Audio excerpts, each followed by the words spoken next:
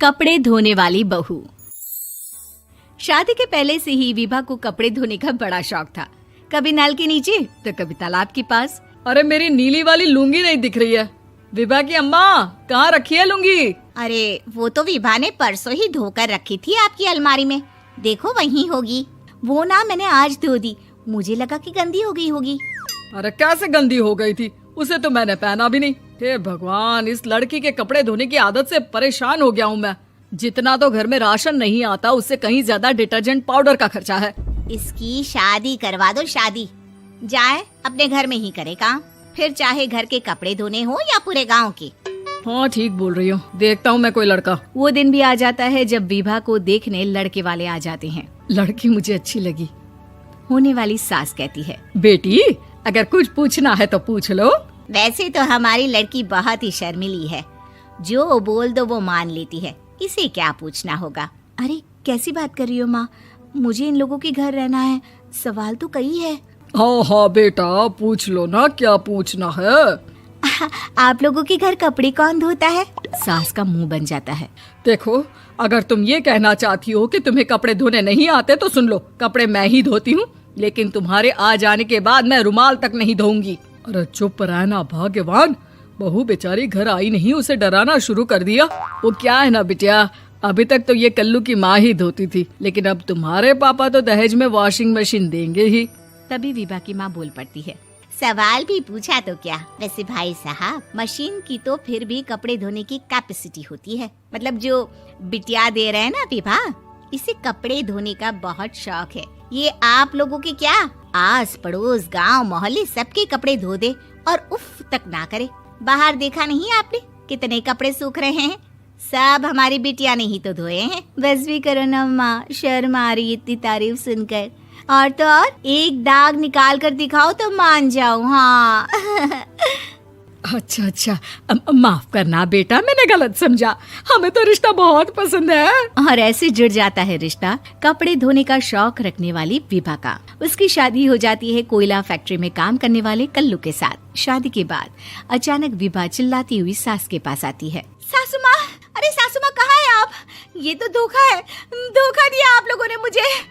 इसे ससुर के चक्कर के बारे में पता चल गया। अरे तो उसमें तुझे क्यों धोखा मिला है? अरे नल में पानी नहीं आता, कपड़े कैसे कब धुलेंगे? अच्छा, तू पानी नहीं आ रहा उसकी बात कर रही है। तो आपने क्या सोचा? कुछ नहीं। अच्छा, तेरी माँ ने कहा था कि कपड़े धोने का शौक है तुझे, याद आया मुझे। शौक बोलकर कपड़े धोने वाले मेरे जुनून को कम ना आके सासू माँ, कपड़ा धोना मेरा गुरूर है। तभी पति भी वहाँ आ जाता है। अभी मैंने इसे सनी देओल की फिल्म दिखाई है, उसी के डायलॉग मार रही है माँ। अच्छा सुन, साफ बता रही हूँ, पानी सुबह 4 से 6 और शाम को 10 से 12 आता है, समझी? विभा टाइमिंग सुनकर हैरान हो जाती है। ये क्या भूतों का मोहल्ला है? सुबह 4 बजे उठकर कौन कपड़े धोता है? 4 बजे टंकी में पानी जाता है, फिर सारा दिन धोना ना, किसने मना किया? अरे कैसी बात कर रही हैं? 200 लीटर की टंकी में कितने कपड़े धो लूंगी मैं? सुबह ही उठ जाऊंगी मैं। अब क्या था, विभा सुबह 4 से लेकर रात के 12 बजे तक कपड़े ही धोती रहती। एक रोज सास पड़ोस से निकलकर कहीं जा रही होती है कि साथ वाली कहती है, हाँ कल्लू की माँ, जरा ये बताओ कि 2 साड़ी है, 2 ब्लाउज और एक पेटीकोट और एक नाड़े वाला लंबा कच्छा। हाँ तो? अरे तो क्या, कितना लोगी धुलाई ये बताओ। धोबन दिख रहे हैं हम क्या? हमारे पति सरकारी नौकरी से अभी रिटायर हुए हैं और बेटा सुपरवाइजर है कोयला फैक्ट्री में। धोबन समझ रखा है हमें। हाय रे कल्लू की अम्मा, माफ कर दो, वो तो मोहल्ले में यही सब बता रहे थे कि तुमने बहू को कपड़ा धुलवाने के काम में लगा दिया है। सास को पड़ोसन की बात सुनकर गुस्सा आ जाता है। वो घर पहुंचती है जहां घर के बाहर ही इतने सारे कपड़े सूख रहे होते हैं जितने कि किसी धोबन के घर पर। अरे ओ कल्लू की दुल्हन, बाहर निकल। माँ जी यहीं आ जाओ, बाथरूम में चादर धो रहे हैं हम। अरे अभी हम धोते हैं, तुमको बाहर निकलो। ये आस पड़ोस वाले बोल रहे हैं कि हम बहू से कपड़े धुलवा कर उसे कपड़ा धोने वाली बना दिए हैं। अरे छोड़ो ना माँ जी, किन लोगों की बातों में आती हो? आस पास के लोगों का तो काम ही होता है कि वो किसी तरह सास बहू को लड़ा दे। बहू सारे घर के कपड़े धोती है, ये क्या कम है? बोलिए। सास को भी लग जाता है कि वो बहू का ये सनकीपन नहीं छुड़वा सकती, इससे अच्छा है कि खुद ही चुप हो जाए। एक रोज सास और बहू मंदिर जाते हैं, जहाँ सास की साड़ी वहाँ खड़ी भीख मांगने वाली से मिलती है। माँ जी क्या बात है, आपकी साड़ी उस भिखारन से कितनी मिल रही है ना? हाँ हाँ देखो तो, दोनों की साड़ी मिल रही है। क्या बात है कल्लू की अम्मा, तुम खुद को तो अफसर की बीवी बताती हो और ऐसी सिंपल सी प्लेन साड़ी पहनकर घूमती हो। सिंपल और प्लेन नहीं है ये साड़ी। तो क्या सोने के धागे से फूल बने हैं? कुछ भी सासू माँ, कुछ भी। हाँ बने थे इस साड़ी में सोने के धागे से फूल। मेरे पति लेकर आए थे मद्रास से स्पेशली मेरे लिए 10,000 की।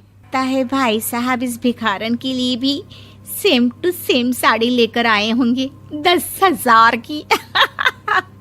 सास उस वक्त तो कुछ नहीं कहती, लेकिन बहू के साथ घर आती है और अलमारी से एल्बम निकाल कर लाती है। ये साड़ी देख रही है, ये वही साड़ी है जिसे मैंने अभी पहना था।